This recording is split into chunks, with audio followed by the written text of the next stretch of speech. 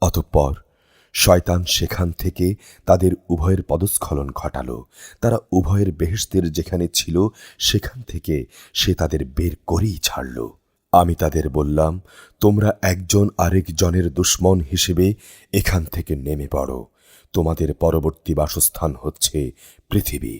সেখানে একটি নির্দিষ্ট সময় পর্যন্ত তোমাদের জন্যে জীবনের যাবতীয় উপকরণ থাকবে।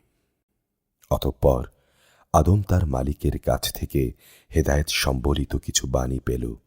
আল্লাহ তাআলা তার উপর ক্ষমা পরবশ হলেন। অবশ্যই তিনি বড় মেহেরবান ও ক্ষমাশীল। আমি তাদের বললাম, তোমরা সবাই এবার এখান থেকে নেমে যাও। তবে যেখানে যাবে সেখানে আমার পক্ষ থেকে তোমাদের কাছে অবশ্যই হেদায়েত আসবে। অতঃপর যে আমার হেদায়েত মেনে চলবে তাদের কোনো ভয় নেই, তাদের কোনো প্রকার উৎকণ্ঠিত হতে হবে না।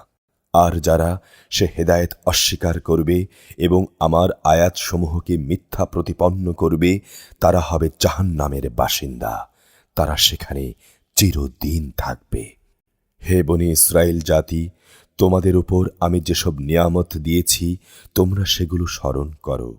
আমার আনুগত্যের প্রতিশ্রুতি তোমরা পূর্ণ করো।